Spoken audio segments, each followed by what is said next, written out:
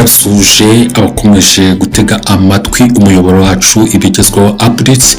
Ngiye kubaha ikaze ku makuru aba agezweho, amakuru abavugwa hano mu Rwanda ndetse n'ahandi hose hirya no hino ku isi.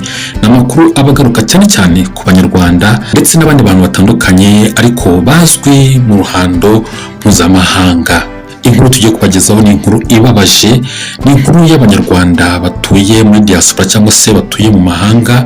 Akaba ari umugabo wishe umugore we mu gihugu cy'Ubufaransa. N'umugabo w'umunyarwanda wabanaga n'umugore w'umunyarwandakazi, bose bakaba batuye mu gihugu cy'Ubufaransa, aho uyu mugabo yaje kwicira umugore we akoresheje icyuma, aho yamwishe urupfu rubi, akamwica urupfu rw'agashinyaguro, dore ko yamwishe amuteye icyuma mu ijosi mu buryo bukomeye cyane. Ibi bikaba byabereye mu gace gatuje kitwa Saint Priest hafi y'umujyi wa Lyon, ahangaha ni mu karere ka Rhône mu Bufaransa, aho habereye kino gikorwa cy'ubugome ndetse cy'ubunyamaswa.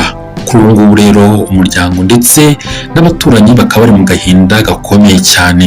Ibi bikaba byarabaye ku cyumweru tariki 26 z'ukwezi kwa 10 2025, ubwo umugabo witwa Jean Claude Ngoboka w'imyaka 39 yiciye umugore we amuteye icyuma kimwe gikoreshwa muri restaurant cyangwa se gikoreshwa ku meza.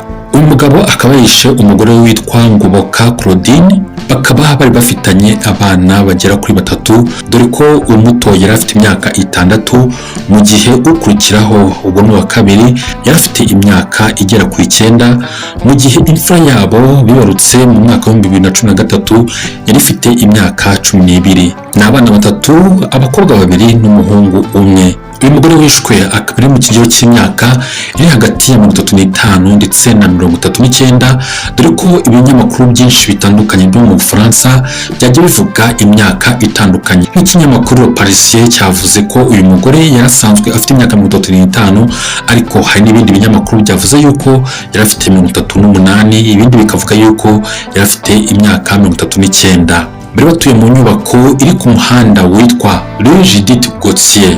Ubundi uko byagenze bikekwa yuko uyu mugabo yishe umugore we ahagana saa 3 z'ijoro zo mu Bufaransa zo ku itariki ya 26 z'ukwezi kwa 10 2025, hakaba hari ku cyumweru nk'uko twabivuze haruguru. Uyu mugabo rero akimara kwica umugore we yahise ahungira kuri mubyara w'umugore we nawe utuye mu gihugu cy'Ubufaransa mu gace kitwa Mumya, naho akaba ari mu mujyi wa Lyon nyine mu Bufaransa.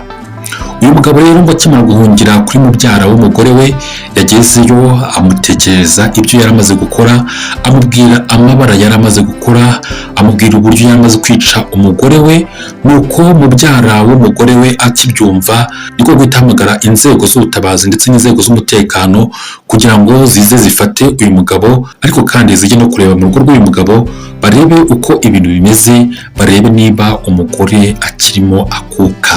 Inzego rero z'umutekano zikaba zarahamagawe ahagana saa 3 n'igice, zahise zije gufata uyu mugabo. Iz'ubutabazi zerekeza mu rugo rwe, ariko mu kugerayo zisanga mu by'ukuri zakerewe kuko uyu mubyeyi Claudine Ngoboka yari yamaze gushiramo umwuka. Bikavugwa yuko ubwo uyu mugabo yiciraga umugore we abana batigeze babimenya na gato, dore ko bari bani mu cyumba cyabo basinziriye, batazi ibya mbere, batazi ibyabaye, batazi yuko mama wabo yari amaze kwicwa, yishwe n'umuntu bakundanye, yishwe n'urukundo rwe rw'ubuzima, yishwe n'umugabo we, kandi yishwe noneho na papa wabo, ni ukuvuga papa w'abana nyine. Uyu mugabo rero ubwo yamaze gufatwa n'inzego z'umutekano mu gihugu cy'Ubufaransa yazemereye ko ari we wari umaze kwica umugore we. Gusa kugeza ubu ngubu haracyari gukorwa iperereza ngo hamenyekane icyaba cyarateye uyu mugabo kwicira umugore we amwishe urupfu rw'agashinyaguro. Kuri ubu rero kugeza no muri aka kanya iperereza rikaba rigikomeje. Ni iperereza yo gukorwa n'ishami rya polisi rishinzwe ibyaha bikomeye mu mujyi wa Lyon. Abashinzwe gusesengura ibimenyetso binjiye mu nzu bashaka ibimenyetso byose bishoboka, bagerageza kumenya uko byagenze. Nk'uko twabivuze, impamvu yatumye umugabo yica umugore we ntiyahise imenyekana, ariko ubushinjacyaha bwahise butangiza dosiye ku cyaha cy'ubwicanyi bukorewe uwo bashakanye, n'icyaha cyitwa mu rurimi rw'igifaransa feminicide. Feminicide ni ijambo ry'igifaransa risobanura ubwicanyi bukorewe umugore bitewe n'uko ari umugore. Akenshi ubu bwicanyi bukaba bukorwa n'uwo bashakanye cyangwa se uwahoze ari umugabo we. Kuri ubu ngubu iki kibazo kikaba kimaze gufata indi ntera mu Bufaransa, bituma leta n'imiryango iharanira uburenganzira bw'abagore basaba ingamba zikomeye zo kurwanya ihohoterwa rishingiye ku gitsina. Kuri ubu nyuma y'uko umugabo afashwe n'inzego z'umutekano cyangwa se polisi akajyanwa gufungwa, abana b'uyu muryango ngo batwawe n'umwe mu miryango yabo wiyemeje kuba abafite ari kubareberera mu gihe ababyeyi babo badahari, dore ko nyine yamaze kwitaba Imana, umugabo nawe akaba yamaze gufungwa. Mu by'ukuri umugabo hano aba yihemukiye bimwe bikomeye cyane, kuko usibye no kwica umugore we aba yishe ejo hazaza haba abana, kuko kuba umwana yakura yumva yuko mama we yishwe na papa we ari ibintu mu by'ukuri bitoroshye, ari igikomere umwana aba azarinda apfa kidakize habe na mba. Uyu muryango ariko bikavuga yuko n'ubundi wari umaze iminsi uri mu makimbirane atoroshye, dore ko uriya mugore wishwe yigeze gutanga ikirego inshuro ebyiri, bikaba byari mu mwaka wa 2014 ndetse no mu mwaka wa 2019, agaragaza ko ahohoterwa. Izo nshuro zombi akaba yari yereze umugabo we. Nyuma y'urupfu rw'uyu mubyeyi Claudine Ngoboka, umuyobozi cyangwa se meya wa komine ya Saint Priest witwa Gilles Gasco yagize icyo atangaza ndetse yanabashije kugera ahabereye ubu bwicanyi. Akaba yatangaje yuko abana kuri ubu ngubu bari kwitabwaho kandi bameze neza, bafite umutekano. Akaba yagaragaje agahinda gakomeye bitewe n'ibi bintu byabaye. Mu magambo ye anyuze ku rukuta rwa X yagize ati, ibitekerezo byanjye biri kuri uyu mugore witabye Imana, nifatanyije n'umuryango we, cyane cyane inshuti ze ndetse cyane cyane abana be. Ubwicanyi nk'ubu ngubu bukaba butwibutsa yuko tugomba gukomeza kurwanya ubwicanyi bukorerwa abagore bukozwe n'abo bashakanye, kandi tugafasha abakorerwa ihohoterwa.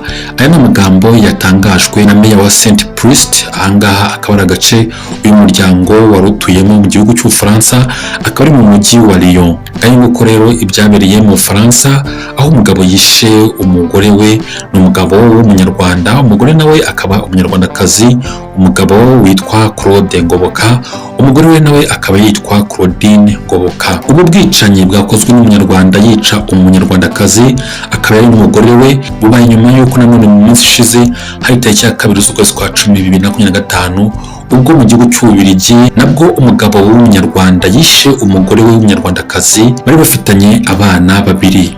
Ni inkuru yashegeshe abantu benshi cyane cyane muri diaspora yo mu Bubiligi, ubwo umuhire Jeanne d'Arc akaba yari umunyarwandakazi wari n'umunyamuryango wa diaspora yo mu Bubiligi, yari yitabye Imana azize ubwicanyi yari yakorewe n'umugabo we. Bombi bakaba bari batuye mu mujyi wa Rhône. Ubu bwicanyi rero bukorwa n'abanyarwanda, cyane abagabo bica abagore babo muri diaspora, guteza urujijo mu bantu bibaza ikiri gutuma abanyarwanda batuye muri diaspora bica abo bashakanye, bakarangiza ubuzima bwabo, bagasiga igikuba mu miryango, ndetse tutibagiwe n'ingaruka ziba ziraza kugera ku bana baba basizwe mbere na mbere n'umuntu uba wishwe, ndetse n'uwishe, kuko icyo gihe ahita ajya gucumbikirwa na polisi ndetse akaba yanakaterwa n'inkiko, ku buryo usanga abana cyane baba baraza kubigiramo ingaruka zikomeye. Mu by'ukuri rero nibyo ndi kuvuga, abantu bakomeje kwibaza ikiri gutera impfu nk'izi ngizi ziri kubera muri diaspora. Nguko rero ndabashimiye mwakoze kudutega amatwi. Iyi ni channel ibigezweho updates, duhe mu makuru yacu ataha.